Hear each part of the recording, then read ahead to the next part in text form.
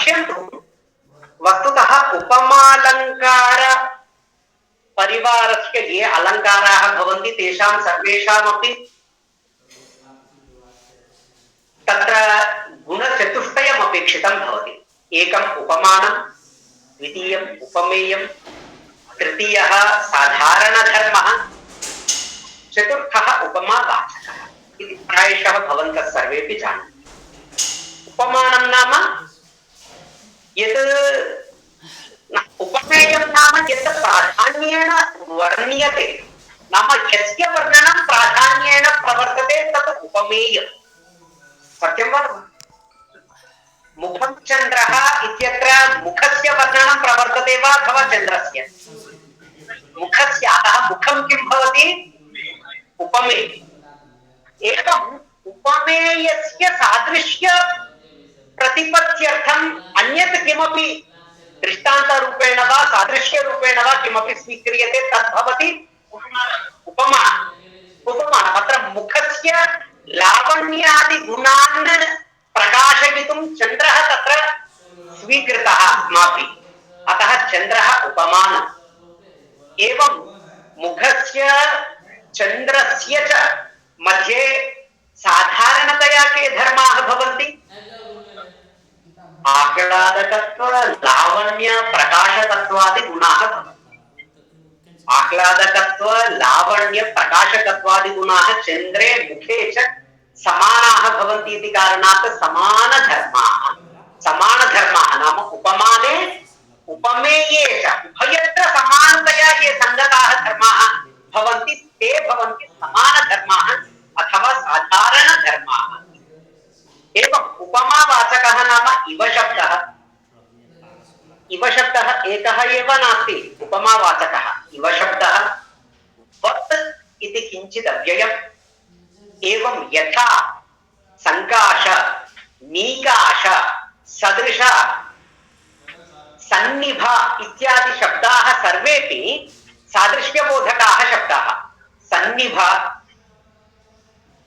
नीकाश, संकाश, यथा, इव इत्यादि शब्दाः सर्वेपि नाम इव शब्दः सादृश्यार्थेपि वर्तते, ताद्रूप्यार्थेपि वर्तते।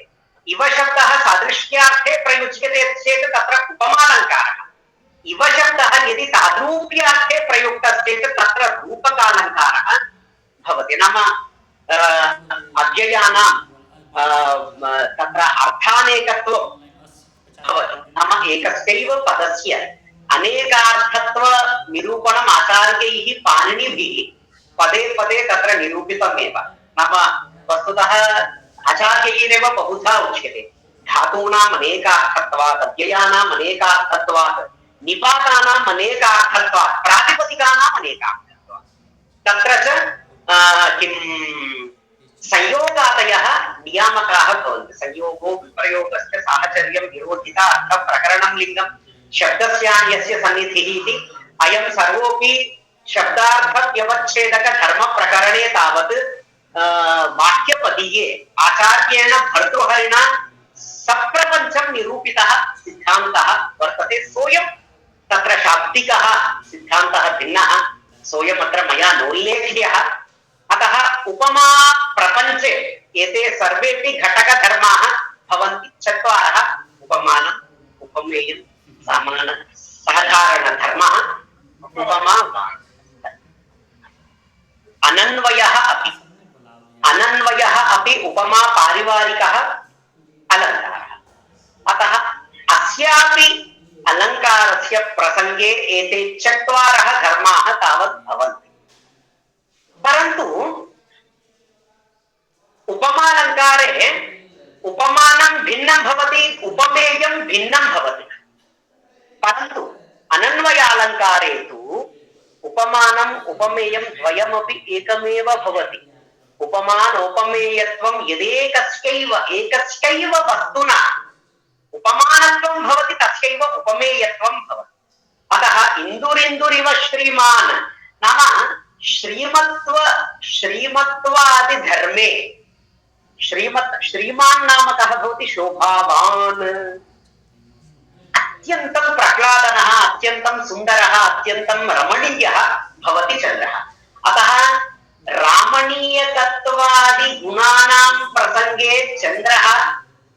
चन्द्रसदृशः एव अस्ति। चन्द्रस्य द्वितीयः कोऽपि प्रतिभटः नास्ति। इन्दुरिव नाम चन्द्रः नाम श्रीमत्वादिधर्मे चन्द्रः चन्द्रसदृश एव भवति, चन्द्रस्य द्वितीयो नास्ति। तत्र कुवलयानन्दग्रन्थे आचार्येण अप्पय्यदीक्षितेन कतिचन पङ्क्तयः तावत् उल्लिखिताः सन्ति। ताः पङ्क्तीः पठित्वा अहं भवताम् इतोपि बोध दृढीकरोमि। तत्र पश्यन्तु भो, एकस्यैव वस्तुनः उपमानोपमेयत्व वर्णनम् अनन्वयः नाम एकस्यैव वस्तुनः उपमानत्वम् उपमेयत्वम् एतद्द्वयमपि यत्र वर्ण्यते सः अलङ्कारः भवति अनन्वयः। अस्य व्युत्पत्तिः का इति चेत् तत्र वदति वर्ण्यमानमपि स्वस्य स्वेन साधर्म्यं नान्वेति इति व्युत्पत्तेः।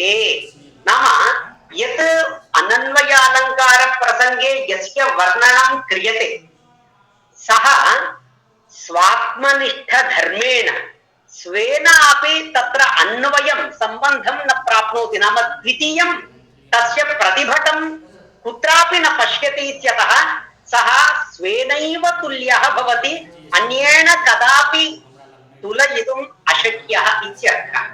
एवं तत्र नाम स्वात्मना एव अन्वेति, इतरेण येन केनापि पदार्थान्तरेण नान्वेति इति कारणात् अनन्वयः।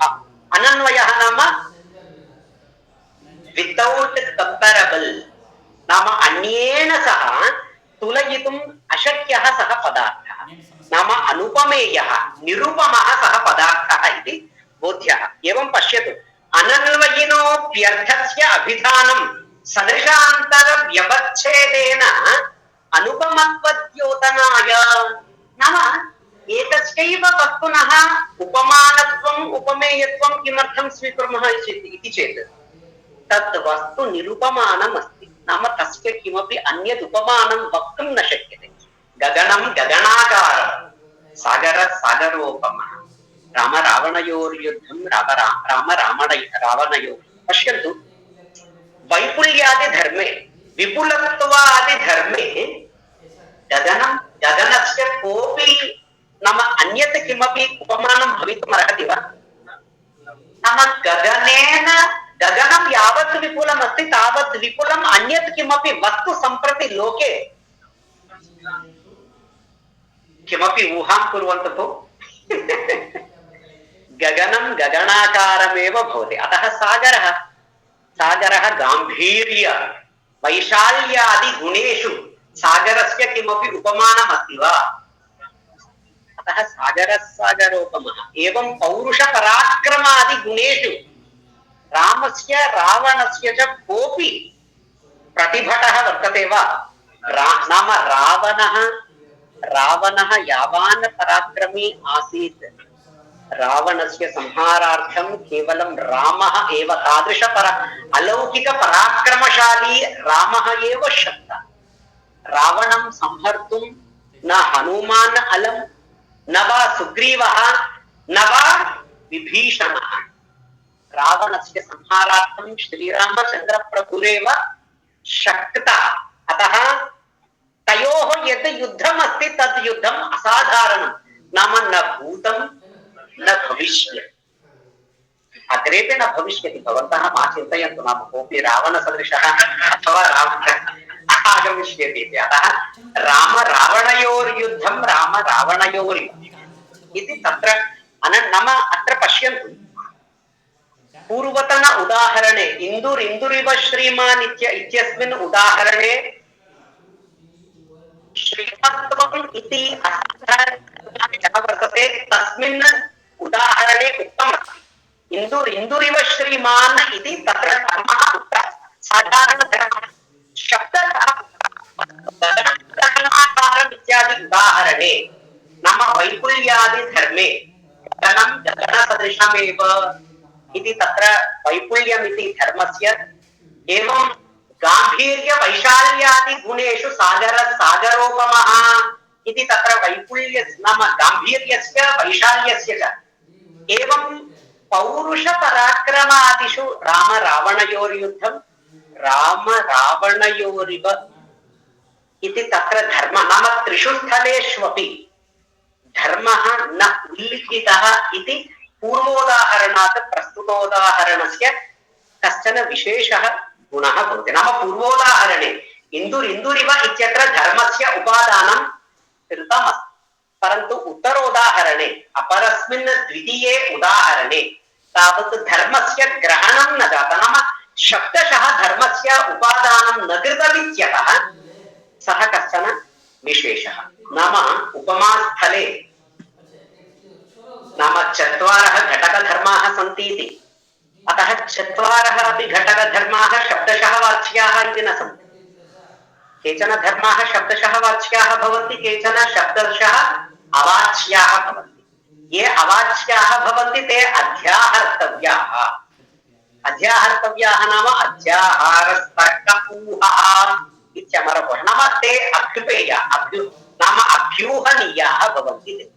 येषां शब्दशः उल्लेखः न जातः तेषाम् ऊहः करणीयः इति तत्र सः कश्चन तत्र पश्यन्ति। इन्दुरिन्दुरिव श्रीमान् इत्युक्तौ श्रीमत्वेन चन्द्रस्य नान्यः सदृशः अस्ति इति सदृशान्तरव्यवच्छेदः लक्ष्यते। नाम श्रीमत्वादिगुणे चन्द्रस्य चन्द्रः एव साक्षी, अतः स एव सदृशः चन्द्रस्य। अन्यः ततः स्वस्य स्वेनापि सादृश्यासम्भवात् उपमेयत्वं पर्यवसन्तम्। अनुपमेयत्वेन सः निरुपमानः। तस्यास्मिन् ब्रह्माण्डे किमपि उपमानमेव भवितुं नार्हति, अतः सः न विद्यते उपमानमस्ति इति निरुपमानः इति भवति। एवम् अनन्वयालङ्कारः अत्यन्तं श्रोतुम् अत्यन्तं सुन्दरः, परन्तु अस्य उदाहरणानि अत्यन्तं विरलानि, अधिकतया न लभ्यन्ते। नाम निरुपमानानि वस्तून्यपि अत्यन्तं विरलानि इति कारणात् अस्यापि अलङ्कारस्य उदाहरणानि अत्यन्तं विरलानि एव। एवं सम्प्रति वयं परिणामालङ्कारः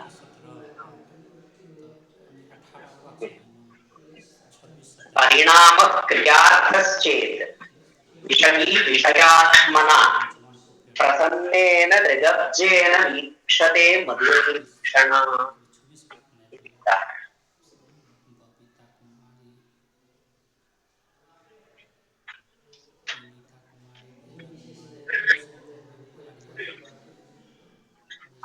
मदिरेक्षणा मदिरेक्षणा नाम मद्यपानोत्तरं यः मदः मद्यपायिनः शरीरे नेत्रयोश्च जायते तादृश मदवती काचन नारी सा मदिरेक्षणा भवति। नाम तस्याः नेत्रयोः ईक्षणयोः सः मदः स्फुटः प्रतीयते इत्यतः सा मदिरेक्षणा। सा मदिरेक्षणा कथम् ईक्षते इति चेत् प्रसन्नेन दृगब्जेन। नाम दृगब्जेन नाम नेत्र पद्मेन, दृक् नाम नेत्रम्, अब्जं नाम पद्मम्। नाम प्रसन्नेन अत्यन्तं प्रसाद गुणसम्पन्नेन नेत्र पद्मेन सा मदिरेक्षणा पश्यति। अत्र पश्यन्तु कोऽपि जनः नेत्रेण द्रष्टुं शक्नोति वा अथवा नेत्ररूपेण पद्मेन द्रष्टुं शक्नोति वा? दर्शन सामर्थ्यं किं नेत्रस्य वर्तते अथवा नेत्र सदृशस्य पद्मस्य वर्तते? साक्षात् नेत्रस्यैव भवति खलु। नेत्र सदृशस्य पद्मस्य दर्शन सामर्थ्यं नास्ति। अतः अत्र पश्यन्तु, अत्र दृगब्जम् इत्यत्र रूपकसमासः अङ्गीकर्तव्यो वा उपमितसमासः अङ्गीकर्तव्यो वा अग्रे तत्र विचारः वर्तते। नाम अप्पय्यदीक्षिताचार्याः तत्र विवृण्वन्ति। वस्तुतः तत्र रूपकसमासः अभ्युपेयः इति तेषां वचनं। तत् पश्यामः। नाम मूलवाक्य मूलपङ्क्तिपठनेन सह भवतां विवृतिम् अहं विदधे। अत्र आरोप्यमानः विषयी नाम उपमेय एतयोः द्वयोरपि शब्दयोः पर्यायवाचकान् अन्यान् शब्दान् जानन्ति भो? जानन्ति? पश्यतु, उपमानं विषयी अप्रस्तुतम् अप्रकृतम् एते चत्वारः शब्दाः उपमानस्य पर्यायवाचकाः शब्दाः। उपमानं नाम उपमानं विषयी प्रकृतं प्रस्तुतम्।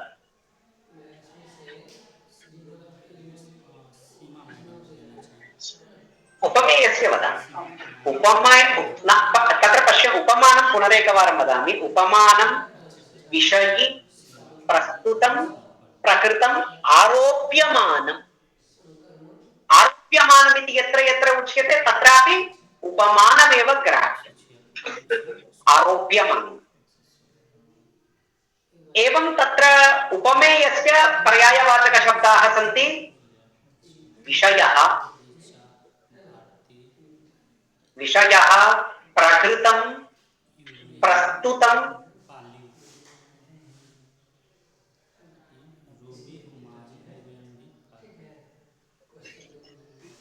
विषयः, प्रकृतं, प्रस्तुतम्, आरोप विषयः, आरोप विषयः इति एते चत्वारः शब्दाः उपमेयस्य पर्यायवाचिनः। किञ्चित् नाम बहु जागरूकतया तत्र नाम कदाचित् बहु अत्र संशयं जनयन्ति एते शब्दाः। तत्र मूलपङ्क्ति पठनम् अहं करोमि भो, तेन भवतां स्पष्टता याति। परिणामालङ्कारः अयं किल्लक्षणः इति अत्र वदामि। यत्र आरोप्यमानो विषयी किञ्चित् कार्योपयोगित्वेन निबध्यमानः स्वतः तस्य तदुपयोगित्वासम्भवात् प्रकृतात्मनः परिणतिम् अपेक्षते, तत्र परिणामालङ्कारः। नाम किञ्चित् वस्तुतः एतत् पुस्तकं भवतां सविधे भवति चेत् अत्यन्तं सुकरं भवति। नाम यत्र आरोप्यमानः विषयी नाम उपमानं, यत्र उपमानं किञ्चित् कार्योपयोगितया नाम तत्र उपमानं, तत्र उपमानस्य किञ्चित् प्रयोजनमस्ति, अतः एव उपमानस्य तत्र प्रयोगः कृतः। नाम किञ्चित् प्रयोजनम् उद्दिश्य तत्र उपमानस्य प्रयोगः कृतः, परन्तु तत् प्रयोजनं नोक्तं, शब्दशः बहिः न प्रकाशितम्। अतः किञ्चित् कार्योपयोगित्वेन निबध्यमानः आरोप्यमानः विषयी स्वतस्तस्य तदुपयोगित्व असम्भवात्, परन्तु तत् प्रयोजनं सम्पादयितुम् उपमानं स्वयं समर्थं न भवति। स्वयं तत् प्रयोजन साधनार्थम् असमर्थम् उपमानं प्रकृतात्मना परिणतिम् अपेक्षते। प्रकृतात्मना नाम उपमेय रूपेण आत्मानं सः धर्तुम् इच्छति। नाम उपमानं किञ्चित् प्रयोजनं साधयितुम् इच्छति, परन्तु स्वयं उपमानं तत् प्रयोजनं साधयितुं न शक्नोति। तदा उपमानं किं करोति नाम उपमानम् उपमेयत्वरूपं धृत्वा नाम उपमेयकोटौ प्रविश्य तत् प्रयोजनं साधयति। उदाहरणार्थं प्रसन्नेन दृगत्सेन वीक्षते मदिरेक्षणः। नाम दृगिव अर्जन्ति दृगत्सम्, दृगिव अर्जन्ति एकसदृशम् अत्र रूपकसमासं स्वीकुर्मः चेत् पूर्वपदस्य प्राधान्यं भवति। उपमिति समासम् उपमानसमासं स्वीकुर्मः चेत् उत्तरपदस्य प्राधान्यं भवति। उत्तरपदस्य नाम अब्जपदस्य प्राधान्यं भवति। परन्तु यदि पद्मस्य प्राधान्यं भवति चेत् समासे पद्मं पश्यति वा अथवा नेत्रं पश्यति वा? नेत्रमेव द्रष्टुं शक्नोति, पद्मं न शक्नोति। अतः तत् पद्मं किं करोति इति चेत् पद्मं नेत्रीभूय उपमानं पद्मम् उपमेय रूपं नेत्रत्वम् आत्मना संकलय्य पश्य। नाम तदा किं नाम पद्मं नेत्रं सम्पद्यते नाम तत् पद्मं पद्माकारं नास्ति साक्षात् नेत्रम् एव जातम् तदा तस्य पद्मरूपस्य नेत्रस्य अधुना तु नेत्ररूपस्य पद्मस्य इति न वक्तव्यम् नेत्ररूपस्य पद्मस्य इति वदामः चेत् पद्मस्य प्राधान्यम् आयाति परन्तु पद्मम् अधुना नेत्रं जातम् अतः कस्य प्राधान्यम् आगतम् दर्शनशक्तिः पद्मस्य स्वयं नास्ति दर्शनमेव मुख्यं प्रयोजनमस्ति अस्य शब्दस्य प्रयोगे अतः तत् दर्शनरूपं प्रयोजनं प्राप्तुं पद्मं किं करोति नेत्रं जायते अतः अधुना नेत्रस्य प्राधान्यं वा पद्मस्य किमर्थं पद्मस्य प्राधान्यं नास्ति नेत्रे पद्मस्य दर्शन सामर्थ्यं नास्ति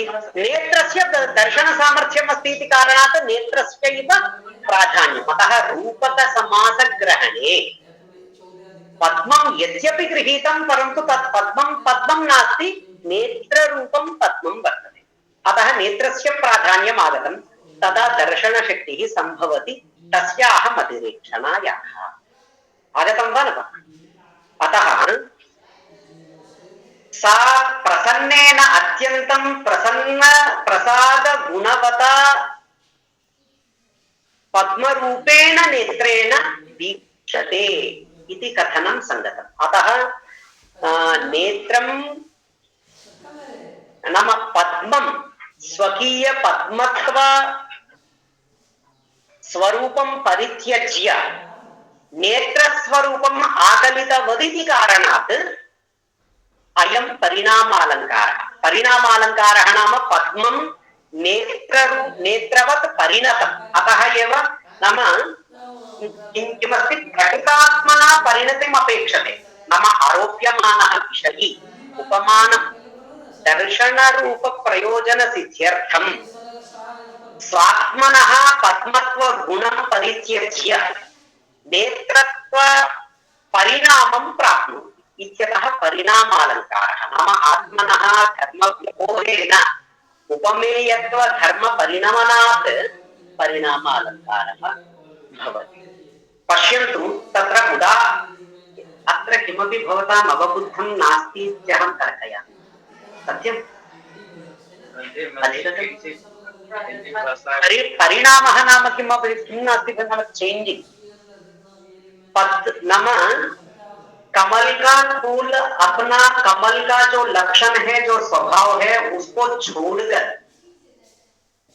नेत्र का जो स्वभाव जो लक्षण है उसको अपनाया और उसको अपनाने के बाद अभी कमल में कमलत्व का लक्षण नहीं है किसका लक्षण है इसलिए कमल नेत्र के रूप में परिणत हो गया है बदल गया इसलिए उसको क्या कहते हैं अधुना अवगतं वा न वा अतः कमलं सम्प्रति कमलं नावस्थितं तत् नेत्रं परिणतम् इत्यतः परिणाम अलङ्कारः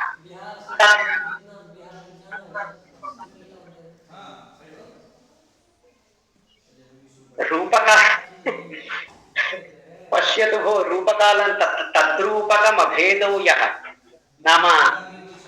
नाम तादृप्यं वा अभेदः वा तत्र रूपकालङ्कारस्य घटकधर्मद्वयं वर्तते तदत्र नास्ति इति कारणात् नाम रूपकलक्षणम् अत्र परिणमनं नास्ति रूपवत्करणं नास्ति तथा अभेदेन अवस्थानं नास्ति यत्र अभेदेन अवस्थानं भवति अथवा तादृप्य प्रतीतिः जायते तत्र रूपकं भवति अत्र तु तादृप्यं नास्ति अभेदत्वेन अवस्थानं नास्ति केवलं परिणमनं this is only the changing परिवर्तनम् अस्ति अतः परिवर्तनस्थाने परिणामालङ्कारः एव भवति न तु रूपकालङ्कारः नाम पश्यतु भो एकैकस्य अलङ्कारस्य भेदम् अत्यन्तं सूक्ष्मं परिजानीयात् जनाः नाम अत्र भवन्तः सुखेन वक्तुं शक्नुवन्ति नाम रूपकालङ्कारः किमर्थं भवितुं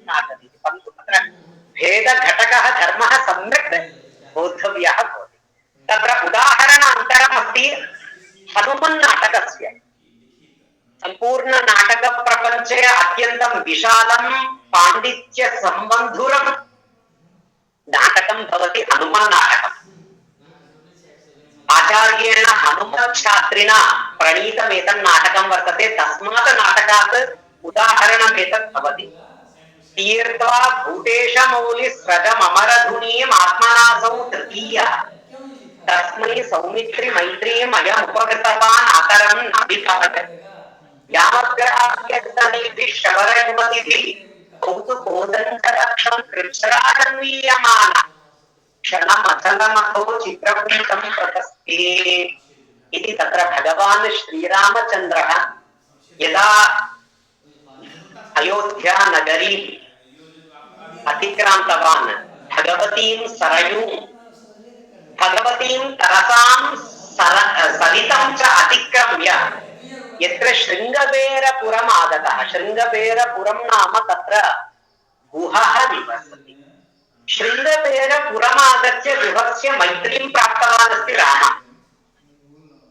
एवं रामस्य स्वभावः भवति कोऽपि उपकारं करोति चेत् तस्य प्रत्युपकारम् अवश्यं करोति वा न करोत्येव, अवश्यं करोति। नाम तस्य स्वभावः एव वर्तते। कथञ्चित् उपकारेण कृते नैकेन तुष्यति न स्मरत्यपकाराणां शतमप्यात्मवत्तया इति श्रीरामस्य गुणवर्णनं वर्तते भगवति रामायणे। नाम श्रीरामस्य यदि कश्चन लघीयांशम् अत्यन्तं पल्गुम् उपकारमपि कश्चित् कुर्यात् नाम तम् उपकारं निधनपर्यन्तमपि स्मरति, तस्य प्रत्युपकारं करोत्येव। परन्तु यदि कश्चन रामे अपकारं करोति तमप्यपकारं किञ्चिदपि न स्मरति, केनापि शत्रुणा वैरं न धारयति। अतः रावणः अतिमुक्तः जातश्चेदपि स्थितकुटाभिमानी एव भवति, न वा तत्र कठोरः। अतः श्रीरामस्य स्वभावः अनितरसाध्यः भवति। अतः गुहः किं कृतवान् इति चेत्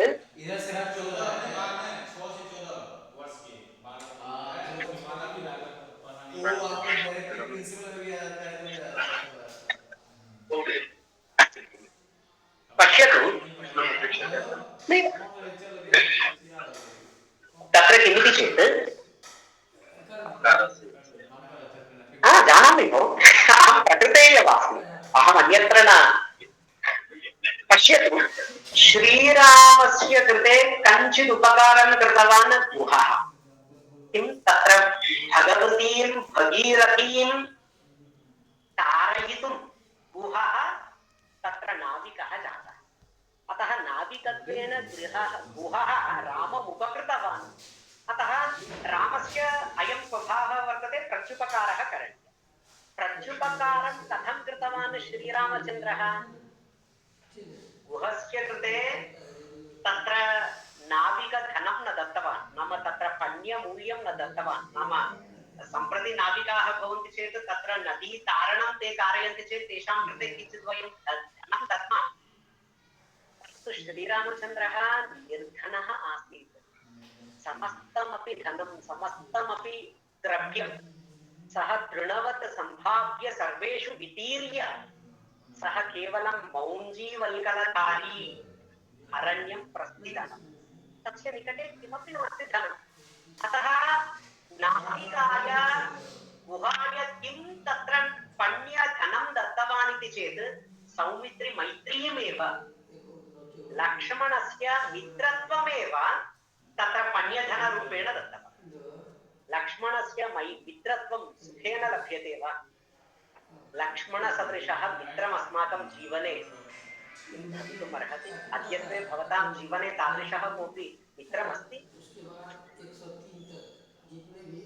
लक्ष्मणसदृशः भो। भवान् रामायणं न पठितवान् इति भाति। यदि रामायणं पठितवान् तत्तु तदा पाठमस्ति।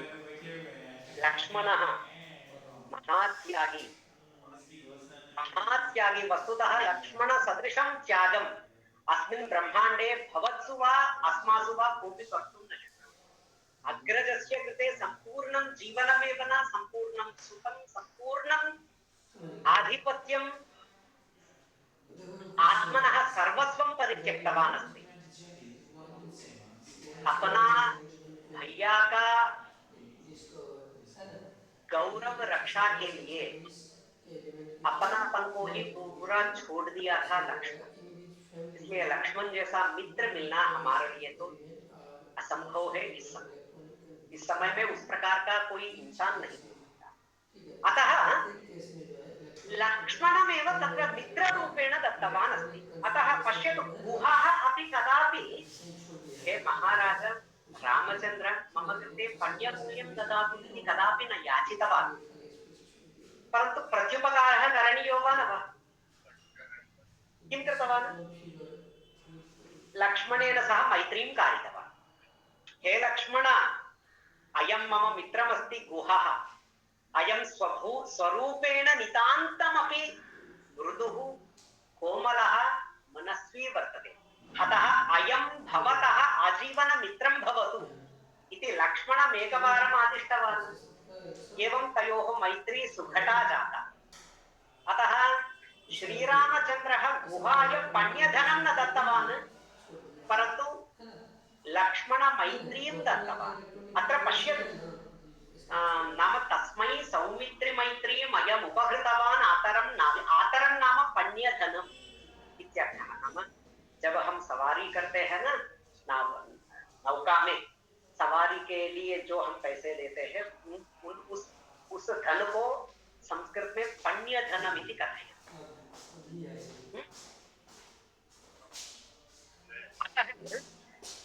तत् पण्य धन रूपेण भगवान् श्रीरामः नाम सुमित्रानन्दनस्य लक्ष्मणस्य मित्रत्वं दत्तवान्। अत्र पश्यन्तु आतरः वर्तते। आतरः नाम पण्यधन, सौमित्री मैत्री वर्तते। सौमित्री मैत्री नाम गुहः वस्तुतः किं प्राप्तुम् इच्छति? आतरं प्राप्तुम् इच्छति अथवा सौमित्री मैत्रीं प्राप्तुम् इच्छति?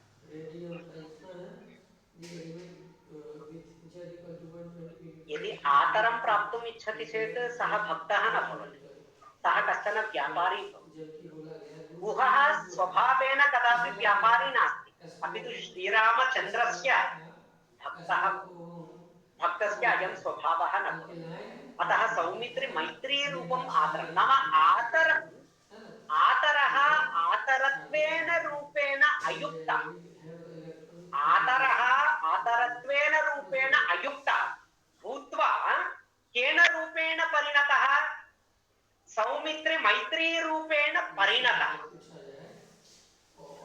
आतररूपः विषयी, आरोप्यमानः विषयी, तत्र सौमित्री मैत्री रूपेण परिणतः इति कारणात् तत्र परिणामालङ्कारः। अत्रापि परिवर्तनं नाम तदर्थं श्रद्धरासदृशं बृहत्तरं वृत्तम् उदाहरति आचार्यः अप्पय्यदीक्षितः। इतोपि भो अत्र कोऽपि संशयः वर्तते एतावता अनन्वये अथवा परिणामे?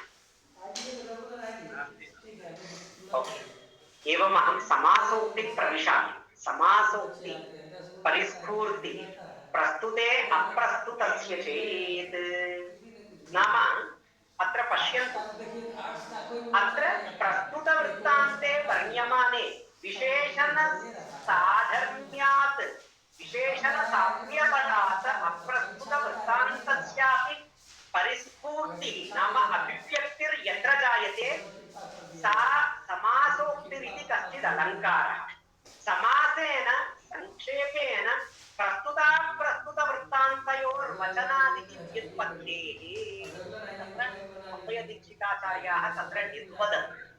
नाम समासेन संग्रहेण एकेनैव वाक्येन प्रस्तुतविषयस्य अप्रस्तुतविषयस्य च यत्र उपस्थापनं भवति सः समासोक्तिरिति कश्चन अलङ्कारः। पश्यन्तु लक्षणे एव वर्तते प्रस्तुते अप्रस्तुतस्य नाम प्रस्तुते नाम उपमेये प्रस्तुते नाम उपमेये अप्रस्तुतस्य उपमानस्यापि यत्र परिस्फूर्तिः अभिव्यक्तिः वर्तते सा समासोक्तिरिति नाम उसके बाद है ई बोला प्रस्तुतवृत्तान्ते अप्रस्तुतवृत्तान्तस्य किमर्थं स्थानं जायते इति चेत् तत्र विशेषणानि सर्वाणि साधारणानि भवन्ति नाम प्रस्तुतसाधारणविशेषणानि भवन्ति तत्र उदाहरणे वयं पश्यामः पश्यन्तु अयमैन्द्रियमुखं पश्य रक्तस्युम्बति चन्द्रमा अयमैन्द्रियमुखं पश्य रक्तश्चुम्बति चन्द्रमाः अयं चन्द्रमाः पश्य ऐन्द्रियमुखं चुम्बति इति पश्यन्तु वस्तुतः एतेन वाक्येन कविः किं विवक्षितुम् इच्छति चेत् तत्र पूर्वस्यां दिशि चन्द्रोदयः जायते इति वक्तुम् इच्छति नाम चन्द्रोदयस्य विषये कविः वदति अनेन वाक्येन परन्तु अत्र विशेषणानि नाम ऐन्द्रियमुखं रक्तः चन्द्रमाः चुम्बति इत्यादीनि यानि पदानि सन्ति एतानि पदानि कमपि अन्यम् अर्थं मनसि निधाय तत्र उक्तानि सन्ति केवलं तत्र चन्द्रोदयः एव विवक्षितः नास्ति एतेन वाक्येन चन्द्रोदयात् अन्यः कश्चन विषयो अनेन वाक्येन वक्तुम् इष्टः वर्तते कविः अतः सः विषयः कः इति चेत् अत्र अधः विवरणे वर्तते किमिति चेत् उदाहरणम् अयमैन्द्री चन्द्रस्य प्राचीप्रारम्भलक्षण मुखसम्बन्धलक्षणे उदये वर्ण्यमाने सति नाम चन्द्रोदये वर्ण्यमाने सति मुखशब्दस्य प्रारम्भ वदन साधारण्यात् रक्तशब्दस्य अरुणकामुक साधारण्यात् चुम्बति इत्यस्य प्रस्तुतार्थसम्बन्धमात्रपरस्य शक्यार्थान्तर साधारण्याच्च चन्द्रमः शब्दगत पुंलिङ्गेन ऐन्द्री शब्दगत स्त्रीलिङ्गेन तत्प्रतिपाद्य इन्द्रसम्बन्धित्वेन चोपस्कृतात् अप्रस्तुत परवनितासक्त पुरुषवृत्तान्तः प्रतीयते इति तत्र नाम पश्यतु सामान्यं विवरणम् अहं करोमि अयं चन्द्रः नाम चन्द्रशब्दः पुंलिङ्गः वर्तते सत्यं वा न वा चन्द्रः कश्चन पुरुषः वर्तते चन्द्रः कश्चन पुरुषः वर्तते अयं पुरुषः ऐन्द्रीं दिशं चुम्बति ऐन्द्री नाम इन्द्रदेवताधिष्ठिता दिक् इन्द्रदेवता कस्यां दिशि अधिष्ठिता भवति पूर्वस्यां दिशि अतः पूर्वादिक् भवति ऐन्द्री दिक् अतः ऐन्द्री दिक् नाम ऐन्द्री मुखशब्दस्य प्रारम्भवाचकः नाम पूर्वस्यां दिशि सम्प्रति एव उदीयमानो वर्तते चन्द्रः इति अयमैन्द्रियमुखं पश्य रक्तश्चुम्बति चन्द्र रक्तः अरुणवर्णविशिष्टः चन्द्रः तत्र पूर्वस्यां दिशि सम्प्रति एव उदीयमानो वर्तते सम्प्रति एव उदयन् अस्ति इति एकः अर्थः वर्तते द्वितीयः अर्थः वर्तते पश्यतु तत्र रक्तशब्दः वर्तते रक्तशब्दस्य अर्थद्वयमस्ति किम् अरुणवर्णविशिष्टः इति एकः अर्थः अनुरागवान् इति द्वितीयः अर्थः एवं तत्र चन्द्रः इति कश्चन पुरुषः ऐन्द्री इति काचन रमणी नाम ऐन्द्री इति तत्र स्त्रीलिङ्गशब्दः इति कारणात् ऐन्द्री मुखशब्दस्य प्रारम्भः इत्यर्थः वर्तते वदनम् इत्यर्थः वर्तते अतः वदनशब्दस्य रक्तशब्दस्य चुम्बति इति चुम्बति इति शब्दस्यापि अर्थद्वयम् अस्ति। चुम्बति नाम स्पृशति इत्यर्थः वर्तते, एवं द्वयोरपि अधरोष्ठयोः संयोगं विधत्ते इत्यर्थः।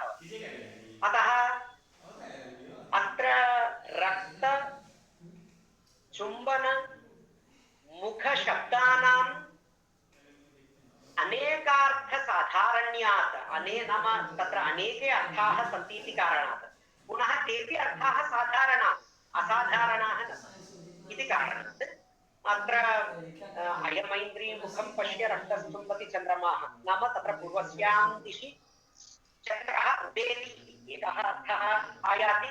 तत्र कश्चन प्रियतमः अनुरागवान् चन्द्रः इति नायकः ऐन्द्रियाः नायिकायाः मुखचुम्बनं करोति इति द्वितीयः अनुरागगर्भः अर्थोऽपि तत्र परन्तु कवेः विवक्षितः अर्थः कः वर्तते चन्द्रोदयः। परन्तु तन्यन्तरेण तत्र कः अर्थः विवक्षितः जातः अभिव्यक्तः जातः अनितासक्त जारवृत्तान्तः तत्र अभिव्यक्तो जातः इति अयं तत्र नाम विशेषण साधर्म्य बलात् द्वितीयः अर्थः तत्र प्रतीतः वर्तते। तत्र समासोक्तेः उदाहरणानि वस्तुतः अनुरागवती संध्या दिवसस्तत्पुरस्सरः अबोधैव गतिः कीदृक् तथापि न समागमः नाम पूर्वोदाहरणं प्रस्तुतोदाहरणं समानमेव। परन्तु अहं काव्यप्रकाशात् अन्यदेकम् उदाहरणं स्वीकरोमि। एकवारं पश्यन्तु भद्रात्मनो दुरधिरोह तनोर्विशालवंशोन्नतेः कृतश्रीमुखसङ्ग्रहस्य यस्यानुपप्लुतगतेः परवारणस्य दानाम्बुसेकसुभगः सततं करोभूत् इति कश्चन श्लोकः वर्तते। नाम अस्मिन् श्लोके राजवर्णनं प्रस्तुतं वर्तते, गजवर्णनम् अप्रस्तुतं नाम वस्तुतः कविः महाराजस्य कस्यापि वर्णनं कुर्वन् अस्ति, तस्य प्रशंसां कुर्वन् अस्ति। परन्तु तत्र विशेषणानि यानि सन्ति तानि विशेषणानि गजरूपार्थमपि बोधयन्ति, गजरूपार्थमपि द्योतयन्ति। अतः गजरूपार्थः तत्र अप्रस्तुतः कथमपि आगतः, परन्तु राजपरकः तत्र विवक्षितार्थस्तु प्रकृतः वर्तते।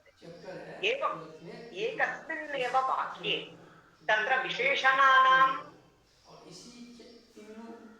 साधारण्यात् विशेष नाम साधारण विशेषणानां प्रयोगेन एकेनैव वाक्येन तत्र अर्थद्वयस्य यत्र अभिव्यक्तिर्जायते सः अलङ्कारः भवति समासोक्ति। वस्तुतः एतद् उदाहरणमहं वक्तुं विवरितुं शक्नोमि, समयोऽस्ति खलु। पश्यन्तु भद्रात्मनः अत्र श्रद्धानाः भवन्तु। भद्रात्मनो दुरधिरोह तनोर्विशाल। पश्यन्तु राजा वर्तते, गजः वर्तते। राजा भद्रात्मा वर्तते, अत्यन्तं पवित्रान्तःकरणः वर्तते। गजः भद्रजातीयः वर्तते। एवं दुरधिरोह तनु राजा समुन्नतः वर्तते, यथा दूढोरस्तः वृषस्कन्धः सालप्रांशुः महाभुजः आत्मकर्म क्षमं देहं क्षात्रो धर्म निवासी इति वद अत्यन्तं धीवरसमुन्नततनुः वर्तते राजा। गजः अपि तादृशः एव समुन्नतशरीरः भवति। एवं भद्रात्मनो दुरधिरोह तनोः विशालवंशोन्नते महाराजस्य वंशः अत्यन्तं प्रसिद्धः। एवं गजस्यापि वंशः भद्रजातिः वर्तते। भद्रजातेः अपि समुन्नता कीर्तिः वर्तते वा न अस्ति। नाम किं भद्रात्मनो दुरधिरोह तनोर्विशालवंशोन्नतेः कृतशिलीमुखसङ्ग्रहस्य नाम धनुर्विद्यायां पारङ्गतः वर्तते राजा। एवं भ्रमराणाम् आकर्षणे पारङ्गतः वर्तते गजः। एवं यस्या अनुपप्लुतगतेः महाराजः सिंहगामी वर्तते। अत्यन्तं पराक्रमेण चलति। एवं गजः अपि कथं चलति भो? दैन्येन चलति वा गजः अथवा पराक्रमेण चलति? अतः अनुपद्रुतगतिः अस्खलितगतिः भवति गजः राजा। परवारणस्य नाम श्रेष्ठतरः गजः इति। परवारणस्य नाम शत्रूणां निवारकः राजा। तस्य महाराजस्य दानाम्बुसेकसुभगः, तस्य महाराजस्य हस्तः, करः, पाणिः निरन्तरदान आचरणेन आर्द्रः वर्तते, जलपञ्चुष्टः वर्तते इति राजपरकः अर्थः। एवं दानजल निरन्तरप्रवाहेण गजस्य शुण्डादण्डः निरन्तरमपि क्लिन्नः वर्तते इति द्वितीयः अर्थः। एवं राजपरकः अर्थः प्रकृतः वर्तते। विशेषणानां साधर्म्येण गजपरकः अर्थः अप्रस्तुतः तत्र अभिव्यक्तो वर्तते।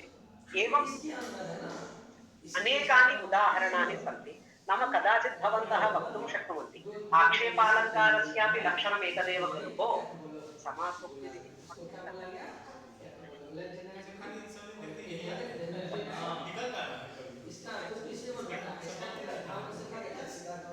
तुल्ययोगिता दृष्टान्तयोः लक्षणं समानं भवति। किं भो किमर्थम् एवं पार्थक्येन उक्तमस्ति? नाम केवलं नामपरिवर्तनमस्ति, लक्षणं समानं घटते खलु। परन्तु तत्र अत्यन्तं सूक्ष्मं भेदकघटकं वर्तते, तत् बोद्धव्यम्।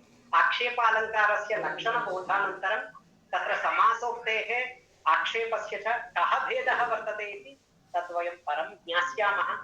अद्य अनन्वयस्य एवं परिणामस्य समासोक्तेश्च समुपस्थापनं जातम्।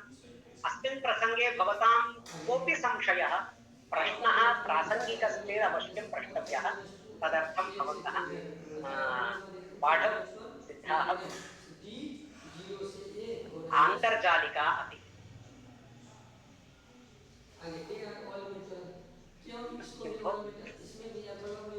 मम संस्कृतभाषणं कष्टं न जनयति खलु?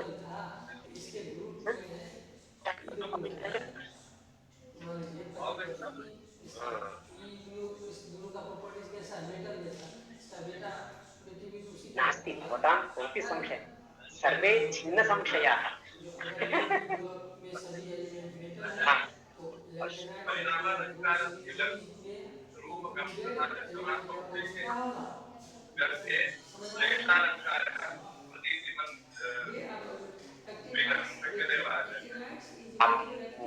भवान् नाम किं तत् किं परिणामालङ्कारे रूपकम् इति तस्य समाधानम् अहं पूर्वमेव दत्तवान्।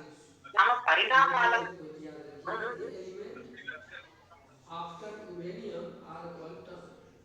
यत्र रूपकं भवति तत्र परिणामः भवितुं नार्हति, यत्र परिणामः अस्ति तत्र रूपकं भवितुं नार्हति। द्वयोः स्वरूपं भिन्नं। नाम रूपकस्थले आरोपणमस्ति, परिणामस्थले परिवर्तनमस्ति। परिवर्तनम् आरोपणं द्वयं समानं नास्ति, तत् भिन्नं वर्तते। इति कारणात् परिणामालङ्कारे रूपकं भवितुं नार्हति, रूपकालङ्कारे परिणामः भवितुं नार्हति इति तस्य समाधानं। पश्यतु, समासोक्ति उत्तमः प्रश्नः। नाम अस्य समाधानम् आचार्यः आनन्दवर्धनः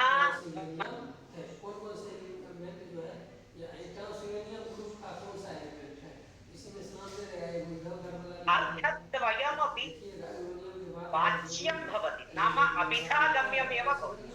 श्लेषस्थले यथा सर्वदा माधवः पार्यात् तयो गङ्गामधीधरत् इति एतत् क्लेशस्य उदाहरणमस्ति। नाम उमाधवः गङ्गां धरति,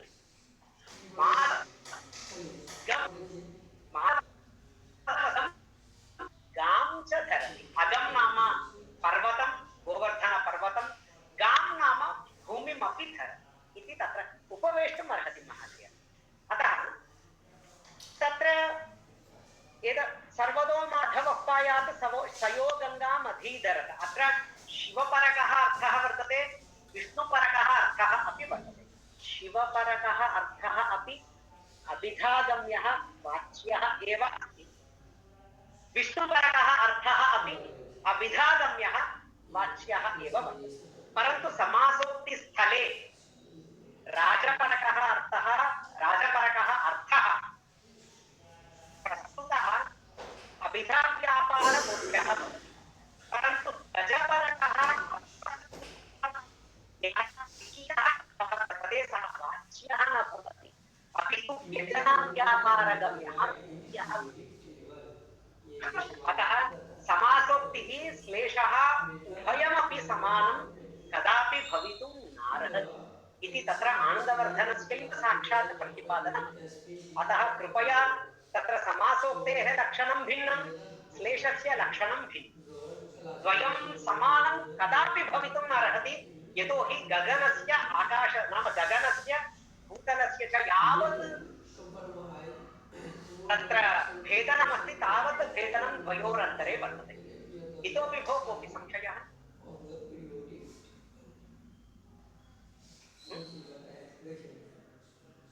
वस्तुतः तस्य प्रश्नस्य नाम श्लेषसमासोक्त्योः सामानाधिकरण्यम् इति तस्य प्रश्नस्य बहु विशालं समाधानमस्ति भो। तदर्थं न्यूनातिन्यूनं कक्षाद्वयं स्वीकरणीयं भवति सप्रमाण्यं किञ्चित् निरूपयितुं, परन्तु संक्षेपेण मया उक्तं समयाभावात्। इतोपि आन्तर्जालिकाः तेषां भवतां श्रुतिर्जायते भो?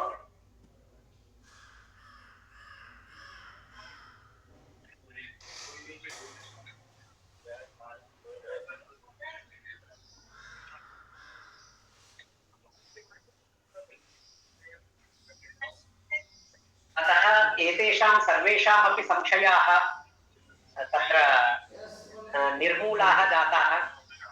मम यथा कक्षा पर्यवसन्ना यद्वितीया तावत् भवतां पी ब्लॉक का भी भार इधर वाला सब क्या है, आचार्येभ्यो धन्यवादाः।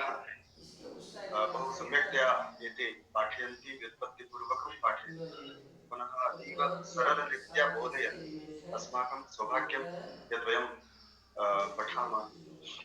वस्तुतः वयं शिक्षकाः, इतोपि अस्माकं शिक्षकत्वे विकासः स्यात्। इतः पठित्वा वयं कथम् अस्माकं विकासं कुर्मः तदेव इदानीं चलति। बहवः प्राध्यापकाः उक्तवन्तः, आचार्याः अत्र सम्यक्तया पाठयन्ति, नूनम् अस्माकं लाभाय एव अस्ति। अतः भवन्तः सर्वे पठन्ति। इदानीं भवताम् एकः गणः निर्मीयते, एकः गणः निर्मीयते वाट्सप् ग्रूप् इति। तस्मिन् समूहे यदत्र पाठ्यते अथवा यदत्र दर्श्यते तत्सर्वं भवतां समूहे प्रेषयिष्यते। अतः तस्मिन् विषये चिन्ता नास्ति, किन्तु एतत् अतिरिक्तं यदुच्यते तत् भवद्भिः लेखनीयं, है न? यथा आचार्याः यत्किमपि अत्र वदन्ति तत् भवद्भिः लेखनीयं। तेन किम् अस्माकम् इतोपि लाभः भवति। वाट्सप् ग्रूप् निमित्तम् अस्माकं इदानीं तु चायपानस्य कक्षा अस्ति। 5 निमेषाय कृते वयं प्रेषयामः चायपानः। शीघ्रं चायपानं कृत्वा भवन्तः आगमिष्यन्तु। अनन्तरं एकवारं सूचना अस्ति, अनन्तरं साक्षात् कक्षा अस्ति, है न? 10:12 अस्माकं कक्षायाः समयः अस्ति, किन्तु 5 निमेषाः इदानीं दत्ताः। तर्हि कक्षा भविष्यति। इदानीं छन्दसां कक्षा भविष्यति, अलङ्काराणाम् अभवत्, छन्दसां कक्षा भविष्यति तेषाम्। अतः भवन्तः सर्वे शीघ्रतया चायपानं कृत्वा आगच्छन्तु। अनन्तरं कक्षानन्तरम् अत्र दृश्यते एक स्केन् बार्कोड् दृश्यते, है न? तत् कृत्वा भवन्तः तत्र गन्तुम् वाट्सप् समूहे आगन्तुं शक्नुवन्ति। इदानीं शीघ्रं चायपानार्थं गत्वा 5 निमेषे एव आगच्छतु इति निवेदनम्। मेन पॉइंट में जोड़ना चाहते हैं उसको कंक्लूजन, ठीक है।